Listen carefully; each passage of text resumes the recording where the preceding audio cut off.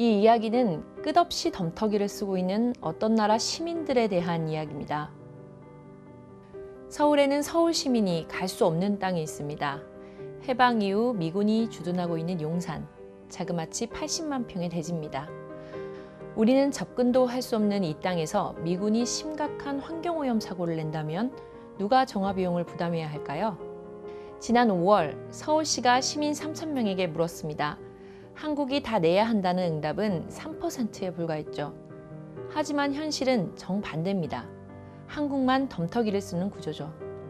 16년 전 서울 용산기지 앞 녹사평역에서 지하터널 공사를 하다가 기름에 범벅된 지하수가 쏟아졌습니다.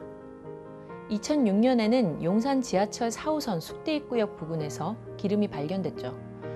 미군기지 캠프킴 담벼락 바로 아래였습니다. 미군기지에서 기름이 유출돼 새어나온 거였습니다. 그래서 어떻게 됐냐고요? 그날 이후 서울시는 10년 넘게 70억을 쏟아부어 그 두 곳의 지하수를 정화하는 중입니다. 지하수에서는 계속 기름이 나와요. 발암물질인 벤젠이 기준치 500배 넘게 검출되고 있습니다.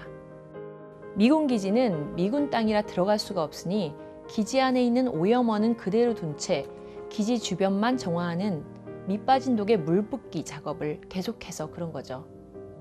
얼마 전 제가 용산 오염조사 지점에 직접 가봤습니다.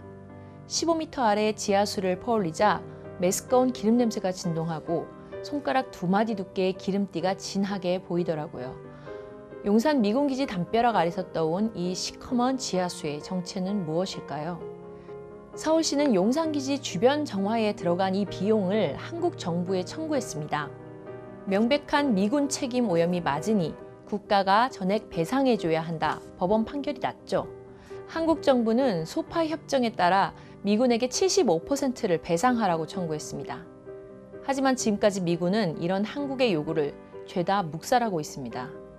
녹색연합 등 시민단체가 용산기지 오염 실태 자료를 공개하라고 한국 정부에 요청했습니다. 한국 정부는 미군이 동의하지 않아 공개할 수 없다고 했습니다.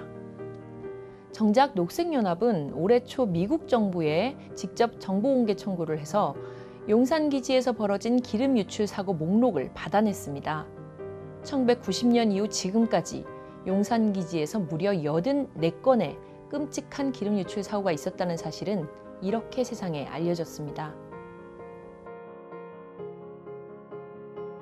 사용 중인 기지 주변 오염 문제가 이 정도인데 미군이 기지를 아예 반환하고 나면 문제는 더 심각합니다. 실제로 지난 10년 반환된 미군 기지 24곳을 조사해보니 벤젠, 톨루엔 등 기름 오염에 카드뮴, 납 등 중금속 오염이 아주 심각했습니다. 하지만 미군은 정화 조치 없이 그냥 떠나버렸죠. 이 기지들을 정화하느라 한국 정부가 쏟아부은 세금이 자그마치 2,038억 원입니다. 환경부는 지난 10년 동안 미군이 기지를 반환하며 오염 책임을 인정하고 어떤 조치를 취한 적은 한 번도 없다고 밝혔습니다.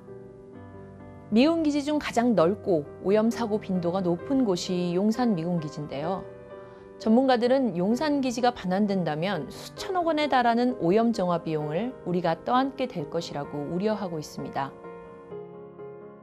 자기 땅이 오염된 사실도 모른 채 살아가다가 뒤늦게 엄청난 덤터기를 써야 하는 이상한 나라. 우리는 그런 나라에 살고 있습니다.